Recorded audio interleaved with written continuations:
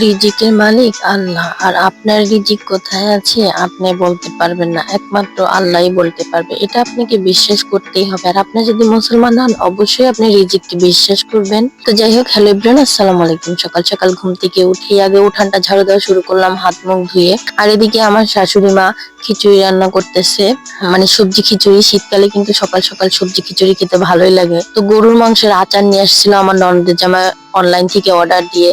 তো খুবই নাকি স্বাদ, সবাই রিভিউ দেয়। তো আমি একটু খেয়ে দিয়ে রিভিউ দিব। সবাই তো টাকা নিয়ে রিভিউ দেয় আর আমি তো টাকা ছাড়া রিভিউ দিব, এর জন্য একদম অথেন্টিক রিভিউটা দিব। তো যাই হোক, তারপরে তো আচার নিয়ে এখন খাওয়া দাওয়া শুরু করে দিলাম।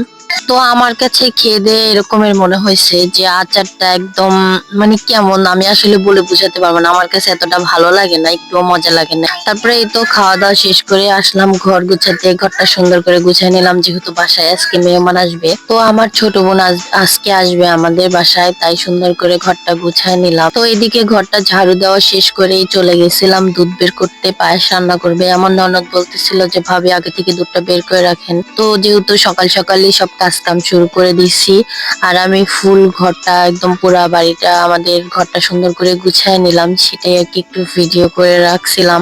অনেক সুন্দর করে গোছগাছ করে নিছি। মেহমান আসলে না বাড়ি ঘর আর একটু সুন্দর করে গোছগাছ করে রাখে সবাই। তো ঘর বাড়ি গোছগাছ শেষ করে এদিকে এসে আমি একটু শরবত বানায় নিলাম। শরবতটা বানায় পাশে রেখে দিছি। আর ওই যে বাহিরে মাটির চুলায় আমার শাশুড়ি মা রান্না করতেছে, আর গ্যাসে রান্না করতেছে আমার ননদ। টুকিটাকি রান্নাগুলা, ডিম ভাজি, বেগুন ভাজি, এগুলা গ্যাসেই করবে, রোস্ট।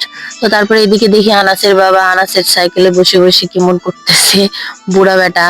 তো যাই হোক, এদিকে গরু মাংস প্রায় রান্না হয়ে গেছে, অল্প একটু বাকি ছিল, সেটাই আর কি গ্যাসে দিয়ে দিচ্ছে। আসলে মেহমান যখন আসে তখন দুই জায়গায় রান্না না করলে হয়ই না। তারপরেই তো আমার ননদ এখানে রোস্ট রান্না করছে। অনেক রান্না কিন্তু প্রায় হয়ে গেছে। তো আমার ননদ কিন্তু রোস্টটা অনেক ভালো রান্না করে, অনেক মজা হয়। এত সুন্দর করে রোস্টটা কষাচ্ছে আমার ননদ। আর এদিকে বাকি যে রান্নাগুলো হয়ে গেছে সেই রান্নাগুলোরও ভিডিও করলাম আমি। তো বেগুন ভাজি, ডিম ভাজি, তারপরে পায়েস রান্না, এখন কিন্তু মোটামুটি সব রান্নাই হয়ে গেছে। আর এই তো রোস্ট, আর ওই পিছনে মাছ ভুনা করে রাখছে। আর এদিকে আমার শাশুড়ি মা মাটির চুলায় পোলাও ভাত রান্না করছিল। অনেক সুন্দর হয়েছে, কিন্তু সব খাবারই অনেক মজা হয়েছিল।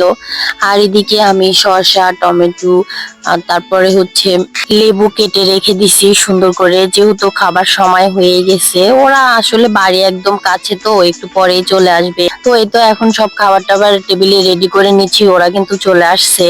তারপরে এখন সবাই আমরা একসাথে বসে খাবো, আগে মেহমানদের খাওয়াবো তারপরে আমরা খাবো।